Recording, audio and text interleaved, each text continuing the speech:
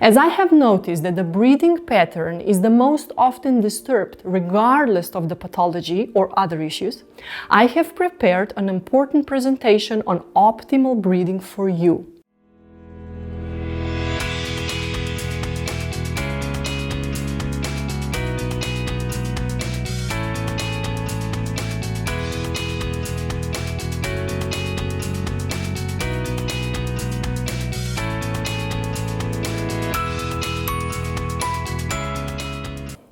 Welcome to the Immunity Bootcamp with Savina and Mantak. I'm honored to introduce myself as the first guest. My name is SPELA JAKSA. I'm a biochemist, physiotherapist, and owner of the brand and studio Fifth Element, or Peti Element in Slovenian language. I have been helping people to unlock their potential since 2004. I'm a Pilates and gyrotonic instructor. I'm a practitioner of the trigger point therapy, which I regularly use during my sessions. Lately, I'm really fascinated about fascia and breathing, and I'm always striving to gain functional movement patterns with my clients. I frequently collaborate with doctors, the Faculty of Sport and Health, and I lecture on congresses and to different companies. But however, my primary focus is to teach optimization of the body through correct motion. I frequently encounter people who struggle with pain and different health issues, with acute and chronic problems. Due to my experience, I especially believe in the power of prevention care. I'm also convinced that every person is unique, and so I never use choreographies, but I always analyze the body for optimization of the process with a rehab. If we think about it, the first move we make after being born, it is an inhale. Every day we inhale approximately 20,000 times. So I question myself, why don't we give the breathing more focus and importance? We must know that the breathing is spontaneous, regulated in the brain, and is possible due to the differences in pressure inside and outside of the lung area. Breathing of a healthy person is therefore something that should be all the time normal. But due to the static lifestyle, lack of movement, bad posture, and loss of reflexes, we lose optimal breathing function. I will try to present a breathing pattern that will be able to help your body return to the path of an optimal breathing function. So I invite you to join me after this theoretical part. We will try simple yet effective way that kind of breath should always be present. The breathing muscles will be divided into the muscles of inhalation and the muscles of exhalation, but we will talk about it a little bit later. You are probably wondering how many inhalations a minute are expected from a healthy adult. During inactivity, you are expected to make about 12 to 16 inhalations per minute. For your own reference, I advise you to time yourself through watch or the phone how many inhales you do in 60 seconds. Just if you have more than 16 inhales per minute, that shows a dominance in your sympathetic nervous system, which means that you are under stress mode. You must know that body in the state of stress does not perform certain functions which are required for the normal operation of the body in life. The stress state is intended to be short-term and it's not meant to be continuously, daily and long-term stimulation. Once we fall under the wing of chronic stress, we are on a good path towards diverse health issues. Right now, it is important to make sure that you learn how to stay tapped with your parasympathetic nervous system with the majority of the day. Now ask yourself, what is more important than influencing your own well-being? I believe control over yourself is the source of long-term health.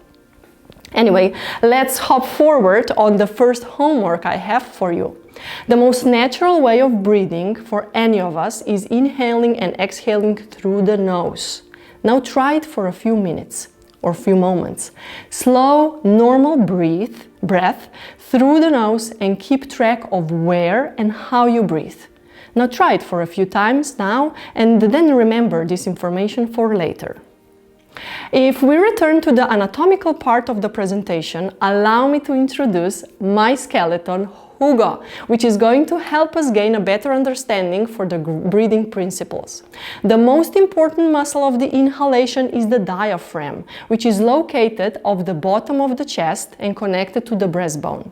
Then it's connected with the 7th till 12th rib and goes directly around into the lower back or the thoracic spine.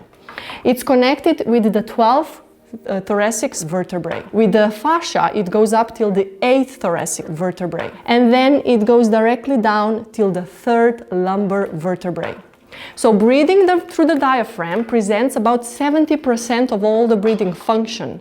During inhalation, the diaphragm contracts downwards towards the abdominal cavity, and the volume of the chest and the stomach pressure increases.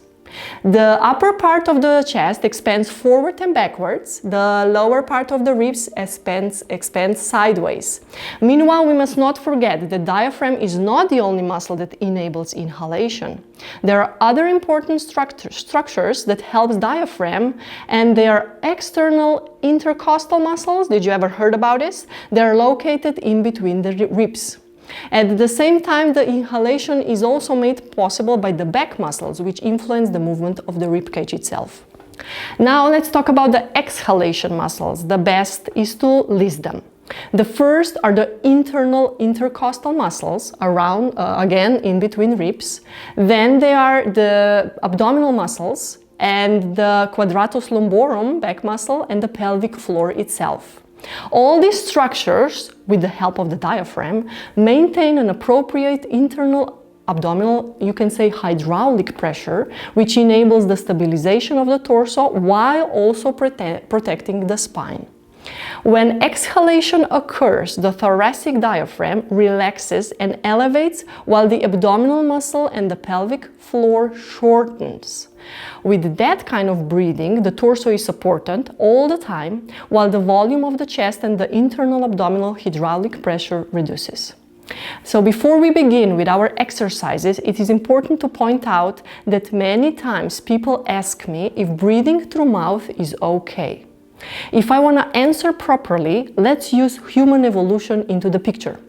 When I studied evolution, it became apparent to me that under normal conditions, we breathe through the mouth only in 4 cases.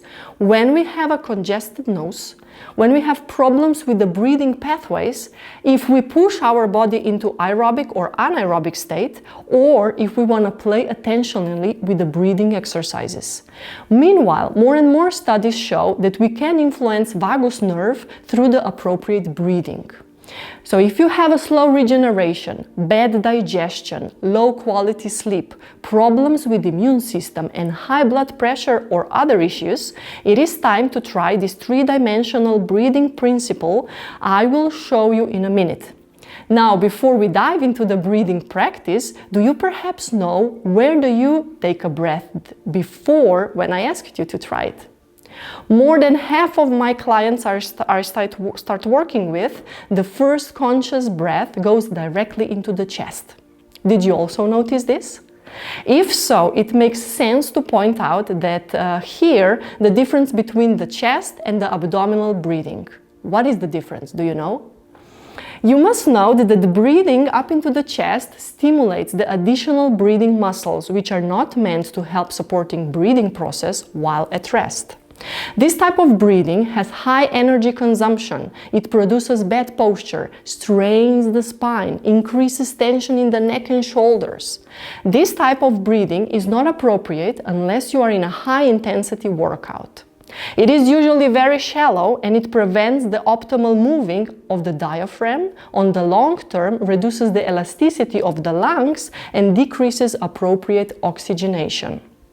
Can you imagine that chest breathers on long term limit movement of all inner organs, and that produces inflammation in the body? It is so important to move abdominal wall in all directions and create so-called fitness for proper inner organs. You must understand that with the proper breathing, kidneys move about 3 centimeters down and up. In one research, they found out that breathing, like I will show you soon, 1 time a day for 20 minutes in 3-month period effectively reduces the amount of interleukin, the inflammational markers in saliva. On the other hand, if we look the breathing into the diaphragm, we notice that the body uses much less energy, and anatomically speaking, it is more optimal for our bodies. That means breathing should take place in abdominal area with three-dimensional expansion. With breathing in all three directions of the body, which we will try in a few seconds now, we can ensure an appropriate circulation of the blood through the tissue and lungs, as well as all the necessary stabilization of the lumbar spine. That said, we also positively influence on muscles of the pelvic floor, especially if you are or they are super rigid. So are you ready to start now? I'm ready to show you this three-dimensional breathing principle. It makes sense to get rid of gravitational force in order to learn faster, so I advise you to follow me. Let's lie on the back and then let's start this three-dimensional breath. I will just take out of the subject my Hugo. You can just have a mat or something, and you can also lie on the bed, and I will get rid of the box. And we can just lie appropriately. I prefer to go from the side on the back, or you can just sit and lay on the back. So let's go. So we are lying on the back, and in case you feel the strain in the neck area, I would like you to have a pillow underneath your head, especially if you are used to it, for instance, if you use it during the night. So now we place both hands underneath the belly button, and we want to release our elbows on the ground. Of course, when we start to learn how to breathe properly, I believe it's very important to close the eyes and just feel where the breath goes. Do you remember the homework in the beginning of my presentation? Now let's analyze it. So try to do just the normal breaths through the nose, as now we know why, and just continue the breathing principles lower than your belly button. Now inhale through the nose and exhale through the nose. And observe, are you able to move the abdominal wall underneath or really close to your pelvis? Let's go again. Inhale through the nose. This is the one or first dimension that we want to expand the breath towards. And exhale. Try to release the pelvic floor for a moment. Try to not to use any muscle engagement, and just feel how with the breath you're moving lower part of the breastbone directly towards the pubic symphysis. So everything in the abdominal area is moving. Okay, let's go again. Inhale through the nose and exhale through the nose. This shouldn't be forced inhale. Now I will try to show you what is completely wrong way of inhaling. So this is not the appropriate way. This is just kind of a forcing mode for the lumbar spine, and this can injure lower back. So I highly advise you not to do that. Release, close your eyes, and have a normal breath. Imagine I gave you a balloon in the middle of your belly area or torso itself, and try the expansion. Go first, front, and releases. One more time. Inhale. You can actually place one hand a little bit higher on the belly area or belly button area, or even a little bit more higher. This is where normal we are stimulating the diaphragm movement in general. So if nothing moves lower in the lower portion of the abdominal wall, move your hands a bit up, especially if you had a cesarean or some kind of sections or scars that you have in the abdominal wall. This can interfere your breathing. So place one palm up and you will easily feel where the breath should go. Okay, now I hope you're starting to feel the movement in this region, not forced, normal breath movement. And now it's time to expand second dimension, the rib area. With the anatomy kind of refreshment, I gave you an insight that the diaphragm attaches from the 7th till 12th rib. So hugging just lower portion of the ribs, it's not enough to really engage the diaphragmatic movement. Place your hands like this and pull the fingers very high up on the ribcage area. Now here, try to press a little bit up towards the ribcage and try to move your palm with an inhale. And exhale. So it's not up into the chest, it's sideways to the chest. Do you remember the intercostal muscles? We want to move them in all directions. Now try again, moving your ribcage sideways. But do not forget that movement in the belly area is also present. Now let's be just quiet and breathe again. Inhale through the nose.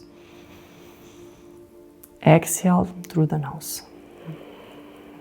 One more time. Inhale through the nose. This is something you're going to be able to practice now more regularly, and I highly advise you to do it every day. You will see, like, all the muscles eventually starts to move. Also the breathing muscles starts to move.